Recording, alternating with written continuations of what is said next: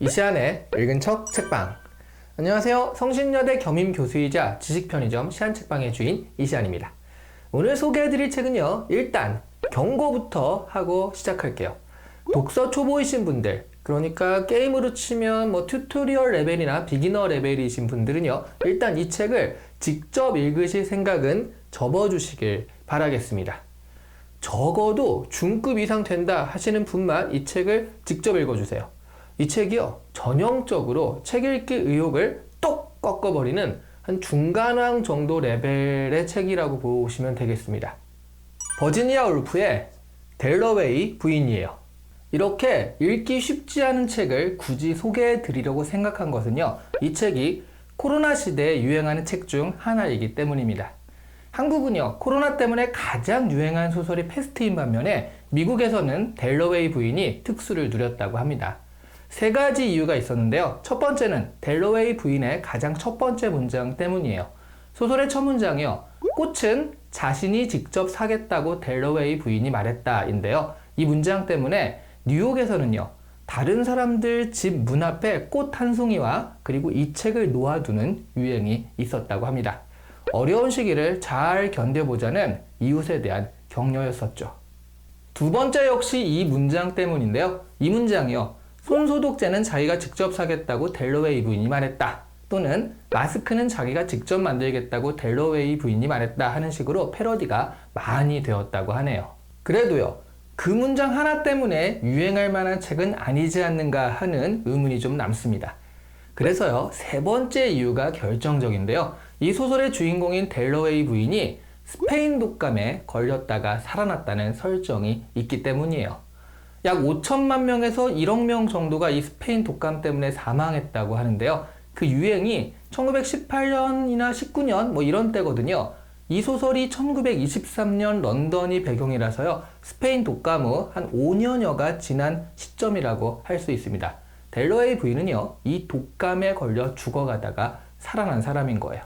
그리고 이 소설에 나오는 또 하나의 주인공 셉티머스 역시요, 전쟁에 나갔다가 돌아온 참전 용사인데 참전 이후에 망상에 시달리는 장면이 나옵니다. 지금 와서 보면 이는 스페인 독감의 후유증과도 겹친다고 해요.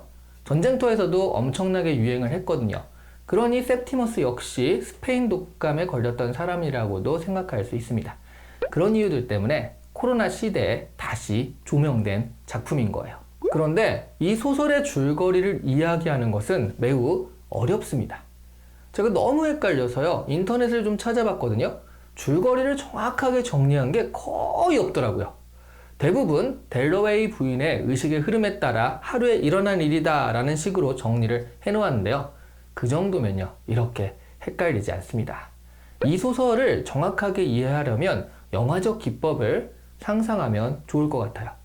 여기 A라는 사람이 어떤 생각을 하며 거리를 걸어요. 그걸 카메라가 이렇게 쫓아가거든요. 근데 B라는 사람이 스쳐갑니다. 그러면 카메라가 A를 따라서 이렇게 가다가 B라는 사람랑 스치는 순간 이렇게 B한테 붙는 거예요. 그리고 B를 뒤쫓아가는 거죠.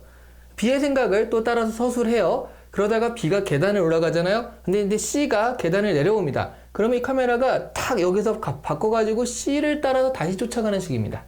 그런데 이 등장인물들이요, 공간적으로만 활보하는 것이 아니라 시간적으로도 왔다 갔다 하거든요. 그러니까 한 사람을 쫓아가도 이 사람이 과거를 갔다가 지금을 얘기했다가 그런 식으로 연결됩니다.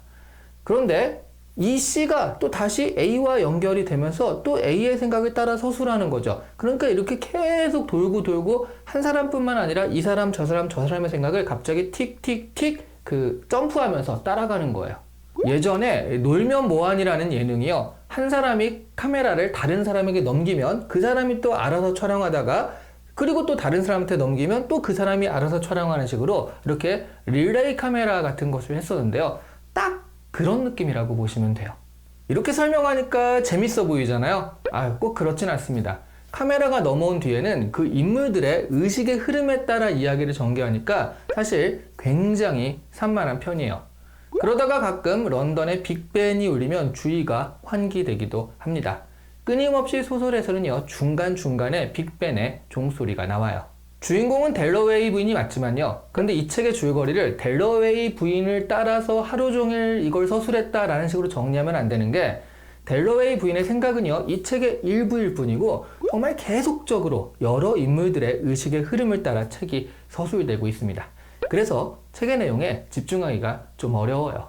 보통 이 책이 좋다고 하시는 분들은 3번 정도는 읽으신 분들이더라고요. 한 번에 내용이 팍 파악되는 책은 아니라는 거죠. 서술 중에 많은 분량이 할애된 것이요, 델러웨이 부인 그리고 셉티머스라는 참전 용사라서 이 두 사람의 이야기가 많이 소개되는 겁니다.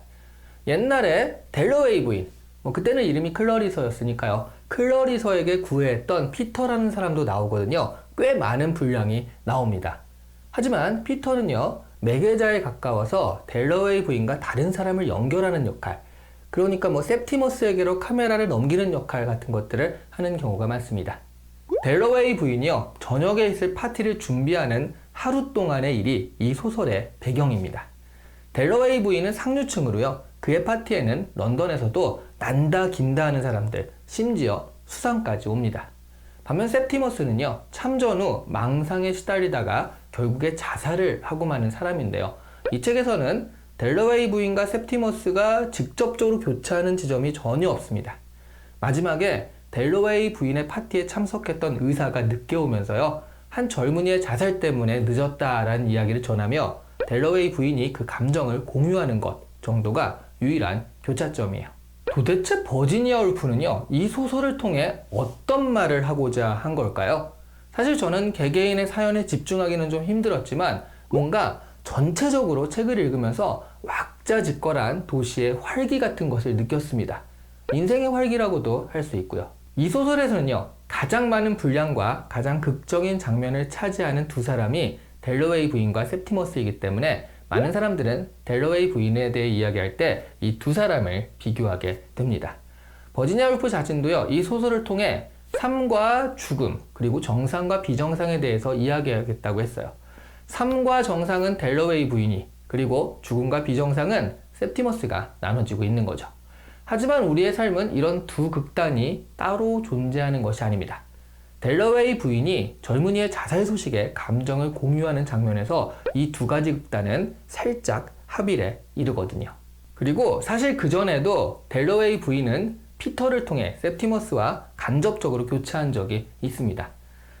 델러웨이 부인을 만나고 런던 길거리로 나간 피터가 이 길거리를 가다가요, 어떤 부인에게 넘어진 아이를 보게 되거든요. 그러니까 시선이 이렇게 가는 거죠. 그런데 그 부인이 바로 셉티머스의 아내였고요. 카메라는 이 셉티머스의 아내를 따라 다시 이렇게 따라가서 셉티머스에게까지 가게 되거든요. 이렇게 우리 모두는 연결되어 있는 거예요. 델러웨이 부인의 파티는요, 사실 여러 가지 대립되던 요소들이 모두 합해서 합일에 이르는 이렇게 하나의 의식과 같은 역할입니다. 델러웨이 부인의 파티에는 그녀가 좋아하는 사람도 오지만 그다지 좋아하지 않는 사람들도 다 오거든요. 그런 것이 삶이고 사회잖아요. 좋아함과 싫어함, 과거와 오늘, 빈곤과 부유, 이런 것들이 얽혀서 큰 줄기를 이루는 것이죠. 델러웨이 부인이 스페인 독감 후에 그다지 튼튼하지 않은데도 불구하고 직접 꽃을 사러 가고요, 파티를 준비하는 행위에는 자신의 삶과 사람들의 삶에 대한 사랑이 표현되어 있습니다. 코로나 시대에 이 소설이 유행하는 것은 텅 빈 거리와 대비되어 이 글에서 묘사된 번잡스럽고 활기찬 대도시의 6월 거리를 다시 느껴보고 싶어서일 겁니다. 거기에는요, 삶의 밀도와 활력이 있거든요. 가진 사연이 뒤섞여서 흐르는 번잡함과 소란스러움은요, 생명의 신호이기도 할 겁니다. 감염병 시대에 비대면이 활성화되어가는 요즘 그리운 것들인 거죠. 오늘 이 시간에 읽은 척 책방은 버지니아 울프의 델러웨이 부인이었습니다. 좋아요와 구독은 자기가 직접 누르겠다고 델러웨이 부인은 말했습니다. 지구인 여러분도 그렇게 하시길 바랍니다. 감사합니다.